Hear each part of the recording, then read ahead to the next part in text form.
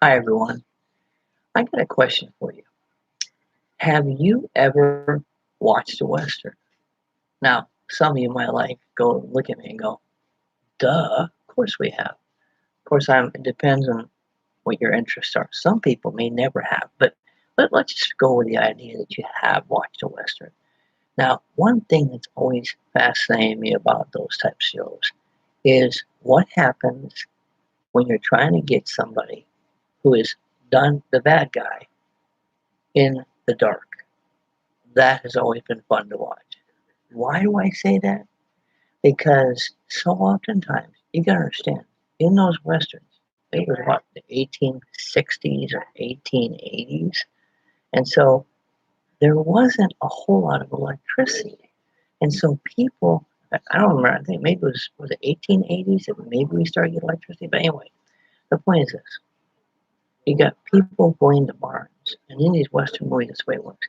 They might have a lantern, or if they don't have a lantern, they got a match. They light a match and they put it up, and that match somehow lights up the whole area of the barn. Somehow they're able to walk around with that match and find whatever they're looking for.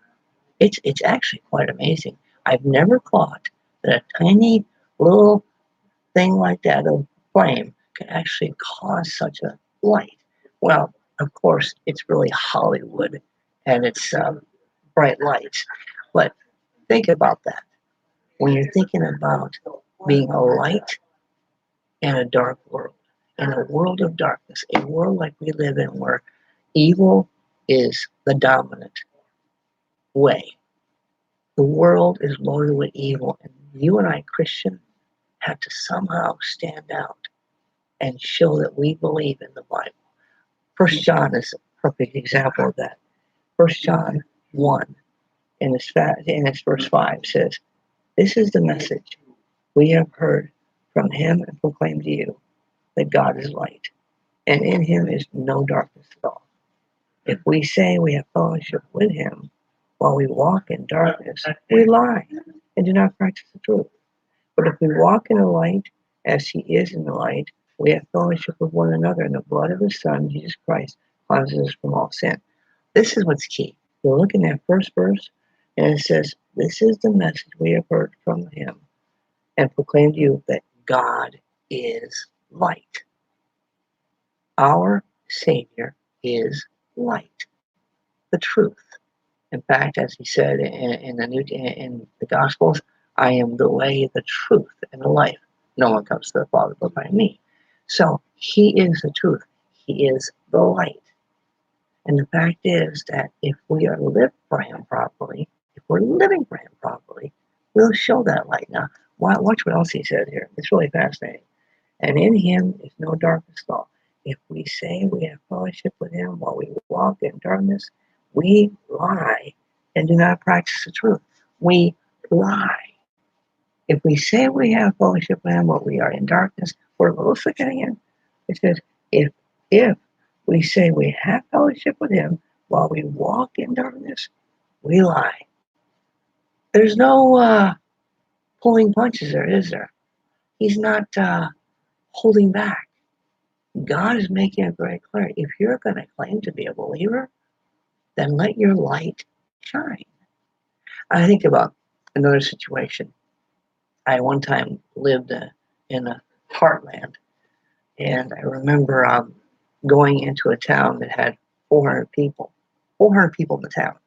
And my friend who I was visiting lived outside the town. And I remember looking across that farm that he lived on and seeing one light, a bulb, not light bulb, but a little pole with a light on it. And that was it.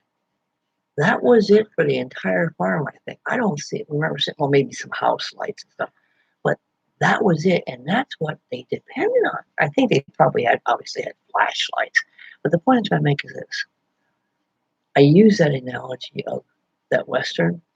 And yes, I think that match lighting up a room probably is an exaggeration. But the point I'm trying to make is that you and I are representing Christ in such a way that in this dark world, we will stand out. We will make a difference. We will show the truth. And that is quite a calling for us. That means that God kind of wants us to live the way He expects us to live. Let's look at it again real quick. He says here, if we say we have fellowship with Him while we walk in the darkness, we lie and do not practice the truth. In other words, if you're claiming to be a Christian, but you're walking like you live in the world or living not for God, you're not practicing the truth. We lie. Then what he says here, he says, but if we walk in the light as He is in light, we have fellowship with one another. If we're walking in the light, then fellow believers will feel good being together with each other because we are focused on the same person. And that person is Jesus, our Savior.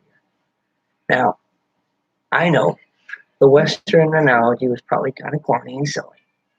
But, folks, you don't have to look at a Western. You can look at a mystery novel or a mystery. And you see this guy walk into them. They do the same thing. They have a tiny little light, and somehow it lights up the room. But you know what?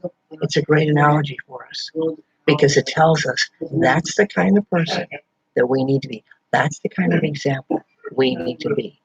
We need to be a light for a lost world. God bless you. We are the Knolls Baptist Church on YouTube.